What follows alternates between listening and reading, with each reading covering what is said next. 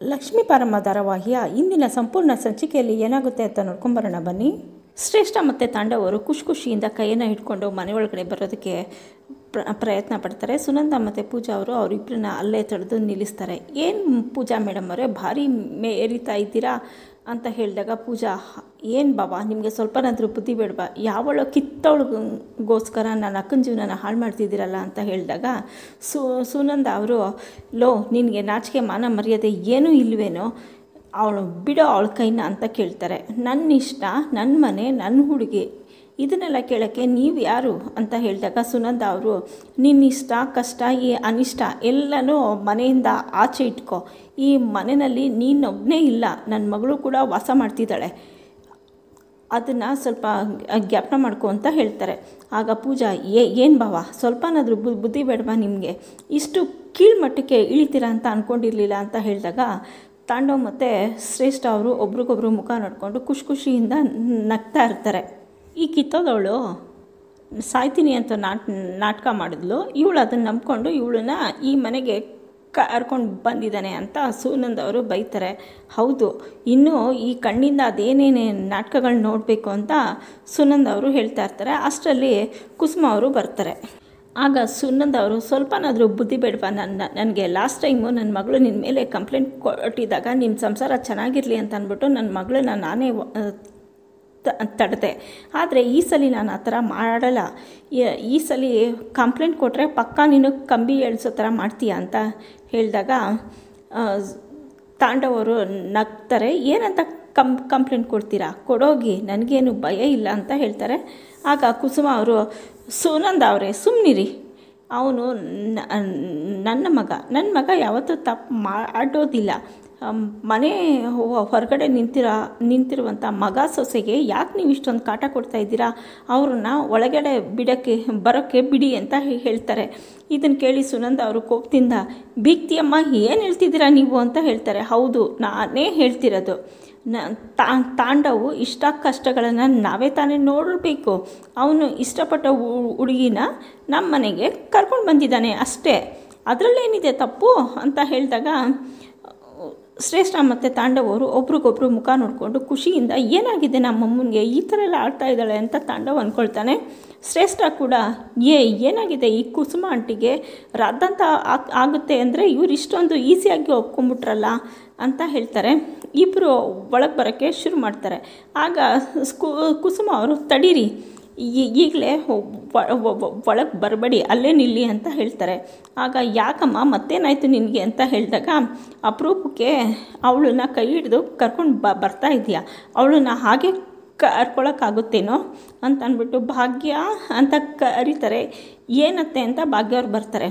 ಭಾಗ್ಯ ಬಂದು ಕಪಾಳಕ್ಕೆ ಹೊಡಿತಾಳೆ ಅಂತ ಅಂದ್ಕೊಳ್ತಾ ಇರ್ತಾಳೆ ಶ್ರೇಷ್ಠ, ಆದರೆ ಭಾಗ್ಯ ಅವರು ಹಾಗೆ ಮಾಡಲ್ಲ, ಖುಷಿಯಿಂದನೇ ಬರ್ತಾರೆ. ಏನತ್ತೆ ಕರೆದಿದ್ದು ಅಂತ ಹೇಳ್ತಾರೆ.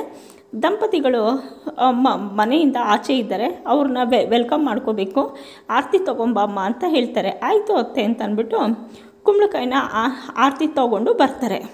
ಇದು ನೋಡಿ ಎಲ್ಲರೂ ಆಶ್ಚರ್ಯದಿಂದ, ಏನಾಗಿದೆ ಈ ಕುಸುಮ ಆಂಟಿಗೆ ಅಂತ ಎಲ್ಲರೂ ಅಂದ್ಕೊಳ್ತಾ ಇರ್ತಾರೆ. ಬೀಗ್ತಿಯಮ್ಮ ನೀವು ಮಾಡ್ತಿರೋದು ಸರಿಯಿಲ್ಲ ಅಂತ ಹೇಳ್ತಾರೆ. ಧರ್ಮ ಅವರು ಕೂಡ, ಕುಸುಮ ನೀನು ಮಾಡ್ತಿರೋದು ಒಂಚೂರು ಇಷ್ಟ ಆಗ್ತಿಲ್ಲ, ಈ ಅನಿಷ್ಟಕ್ಕೆಲ್ಲ ನೀನು ಯಾಕೆ ಈ ಥರ ರೆಸ್ಪಾನ್ಸ್ ಮಾಡ್ತಾ ಇದ್ದೀಯ ಅಂತ ಹೇಳಿದಾಗ, ರೀ ನಾನೇನು ತಪ್ಪು ಮಾಡ್ತಾ ಇಲ್ಲ ರೀ, ನೀವು ಆರಾಮ್ಸೆ ನಿಮ್ಮ ಪಾಡಿಗೆ ನೀವಿರಿ ಅಂತ ಅಂದ್ಬಿಟ್ಟು ಇಬ್ರಿಗೂ ಆರತಿ ಮಾಡಿ ಒಳಗೆ ಕರ್ಕೊಂಡು ಬರ್ತಾರೆ. ಬಂದು ಸೋಫಾ ಮೇಲೆ ಕೂರ್ತಾರೆ. ಆಂಟಿ ನೀವು ಹೀಗೆಲ್ಲ ಒಪ್ಕೋತೀರಾ ಅಂತ ನಾನು ಅಂದ್ಕೊಂಡೇ ಇರಲಿಲ್ಲ ಅಂತ ಹೇಳಿದಾಗ, ನನ್ನ ಮಗ ಮೆಚ್ಚಿ ಕರ್ಕೊಂಡು ಬಂದಿರೋ ನೀನು ಇನ್ಮೇಲಿಂದ ನನ್ನ ಸೊಸೆ ಅಂತ ಹೇಳಿದಾಗ ಎಲ್ಲರೂ ಶಾಕ್ ಆಗ್ತಾರೆ. ಕುಸುಮ ನೀನು ಮಾಡ್ತಿರೋದು ಸ್ವಲ್ಪನೂ ಸರಿ ಇಲ್ಲ ಅಂತ ಧರ್ಮ ಅವ್ರು ಹೇಳ್ತಾರೆ. ನಾನು ಯಾವಾಗ ಏನು ಮಾಡಬೇಕು ಅನ್ನೋದು ನನಗೆ ಚೆನ್ನಾಗಿ ಗೊತ್ತಿದೆ, ನಿಮ್ಮ ಪಾಡಿಗೆ ನೀವು ಇರಿ ಅಂತ ಹೇಳ್ತಾರೆ. ಆಗ ಸುನಂದ ಅವರು, ಭಾಗ್ಯ ಏನೇ ಆಗಿದೆ ನಿನಗೆ, ನಿಮ್ಮ ಮತ್ತೆ ಏನೋ ಮಾತಾಡ್ತಿದ್ದಾರೆ ಅಂತಂದರೆ ನೀನು ಕೂಡ ಅವ್ರ ಪರನೇ ಹೋಗ್ತಿದೆಯಲ್ಲ ಅಂತ ಹೇಳಿದಾಗ, ಹೌದಮ್ಮ ನಾನು ಅತ್ತೆ ಹೇಗೆ ಕೇಳ್ತಾರೋ ಹಾಗೆ ಕೇಳೋದು, ನಾನು ಅತ್ತೆಯ ಮುದ್ದಿನ ಸೊಸೆ, ಅವ್ರು ಹೇಳೋ ಕೆಲಸನ ನಾನು ಚಾಚು ತಪ್ತೀರ ಮಾಡ್ತೀನಿ ಅಂತ ಹೇಳ್ತಾರೆ. ಶ್ರೇಷ್ಠನಿಗೆ ಜ್ಯೂಸ್ ತೊಗೊಂಬಮ್ಮ, ಪಾಪ ಅವಳು ಸುಸ್ತಾಗಿರ್ತಾಳೆ ಅಂತ ಹೇಳಿದಾಗ ಹೋಗಿ ಜ್ಯೂಸ್ ತೊಗೊಂಬರ್ತಾರೆ. ಹಾಗೆ ನೈಟ್ಗೆ ಹಬ್ಬದ ಅಡುಗೆ ಮಾಡಿರ್ತಾರೆ. ಇದನ್ನೆಲ್ಲ ನೋಡಿದ ಶ್ರೇಷ್ಠ, ಭಾಗ್ಯ, ನೀನು ಮಾಡ್ತಿದ್ದ ತಿಂಡಿ, ಅಡುಗೆಗಳು, ಕಾಫಿ, ಟೀ, ಜ್ಯೂಸು ಎಲ್ಲನೂ ನನಗೆ ತುಂಬ ಇಷ್ಟ. ನಾನು ತುಂಬ ಸಲ ಇದನ್ನು ಮಿಸ್ ಮಾಡ್ಕೊಂಡಿದ್ದೀನಿ. ಇವತ್ತು ಹೊಟ್ಟೆ ತುಂಬ ಊಟ ಮಾಡ್ತೀನಿ ಅಂತೆಲ್ಲ ಹೇಳಿದಾಗ, ಓ ಹೌದಾ ಅಂತ ಅಂದ್ಬಿಟ್ಟು ಎಲ್ಲ ಥರ ಅಡುಗೆಗಳನ್ನು ಮಾಡಿರ್ತಾರೆ.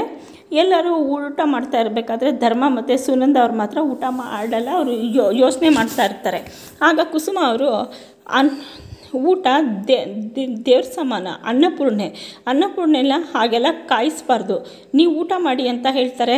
ಮನಸ್ಸೇ ಸರಿ ಇಲ್ಲ, ಹೇಗೆ ಊಟ ಮಾಡೋಕ್ಕಾಗುತ್ತೆ ಅಂತ ಹೇಳಿದಾಗ, ಸುನಂದ ಅವರೇ ಇಲ್ಲೇನೂ ಆಗಿಲ್ಲ, ಏನು ಆಗೋದಕ್ಕೂ ನಾನು ಇಡೋದು ಇಲ್ಲ, ನೀವು ಊಟ ಮಾಡಿ ಅಂತ ಹೇಳ್ತಾರೆ. ಅಮ್ಮ ನೆಮ್ಮದಿಯಿಂದ ಊಟ ಮಾಡಿ ಮಲ್ಕೊಮ್ಮ, ಏನೂ ಆಗಿಲ್ಲ, ಏನೂ ಆಗೋದೂ ಇಲ್ಲ ಅಂತ ಹೇಳಿದಾಗ ಸುನಂದ ಅವರು ಇಷ್ಟ ಇಲ್ಲದೆ ಹೋದರೂ ಊಟದ ಶಾಸ್ತ್ರ ಮಾಡಿ ಎದ್ದು ಹೋಗ್ತಾರೆ. ಈ ಕಡೆ ಶ್ರೇಷ್ಠ ಮತ್ತು ತಾಂಡವರು ಖುಷಿಯಿಂದ ಏನು ನಮ್ಮ ಲೈಫಲ್ಲಿ ಹೀಗೆಲ್ಲ ಆಗೋಯ್ತು, ಇವತ್ತು ಎಷ್ಟು ಒಳ್ಳೆ ದಿನ ಗೊತ್ತಾ, ನಾನು ಅಂದ್ಕೊಂಡಿರೋ ದಿನ ಇಷ್ಟು ಬೇಗ ಬರುತ್ತೆ ಅಂತ ಅಂದ್ಕೊಂಡಿರಲಿಲ್ಲ ಕಣೋ, ನಾನು ಈ ಮನೆ ಸೊಸೆ, ಇನ್ಮೇಲಿಂದ ನಾವಿಬ್ಬರು ಒಂದೇ ಮನೆಯಲ್ಲಿ ಇರ್ಬೋದು ಅಂತೆಲ್ಲ ಖುಷಿಯಿಂದ ಮಾತಾಡ್ತಾ ಇರ್ತಾರೆ. ಈ ಕುಸುಮಾಂಟಿಗೆ ಏನಾಗಿದೆ ಅಂತಲೇ ಅರ್ಥ ಆಗ್ತಿಲ್ಲ. ಇದಕ್ಕಿದ್ದಂಗೆ ಇವರು ಯಾಕೆ ಈ ಥರ ಚೇಂಜ್ ಆದರು ಅಂತ ಕೇಳಿದಾಗ, ನಮ್ಮ ತುಂಬ ಒಳ್ಳೆಯವರು, ಆದರೆ ನೀನೇ ಅವ್ರನ್ನ ಅರ್ಥ ಮಾಡ್ಕೊಂಡಿರಲಿಲ್ಲ ಅಷ್ಟೇ, ನಮ್ಮಮ್ಮ ಎಷ್ಟು ಒಳ್ಳೆಯವರು ಗೊತ್ತಾ ಅಂತ ಹೇಳ್ತಾರೆ. ಆಯಿತು ಕಣೋ, ನಾನು ಖುಷಿಯಿಂದ ಇನ್ಮೇಲೆ ಇರ್ತೀನಿ ಅಂತ ಅಂದ್ಬಿಟ್ಟು ಶ್ರೇಷ್ಠ ಕೂಡ ಮಲಗ್ತಾಳೆ. ಏನಾಗುತ್ತೆ, ಏನು ಮಾಡ್ತಾರೆ ಅನ್ನೋದನ್ನು ಮುಂದಿನ ಸಂಚಿಕೆಯಲ್ಲಿ ನೋಡಿ ತಿಳ್ಕೊಳ್ಳೋಣ. ಫ್ರೆಂಡ್ಸ್, ಅಲ್ಲಿ ತನಕ ನಮಸ್ಕಾರ. ಈ ವಿಡಿಯೋ ನಿಮಗೆ ಇಷ್ಟ ಆಗಿದ್ದರೆ ಲೈಕ್ ಮಾಡಿ, ಶೇರ್ ಮಾಡಿ, ಕಮೆಂಟ್ ಮಾಡಿ, ಹಾಗೆ ಸಬ್ಸ್ಕ್ರೈಬ್ ಕೂಡ ಮಾಡ್ಕೊಳ್ಳಿ. ಮುಂದಿನ ವಿಡಿಯೋದಲ್ಲಿ ಮತ್ತೆ ಸಿಗೋಣ. ಅಲ್ಲಿ ತನಕ ನಮಸ್ಕಾರ.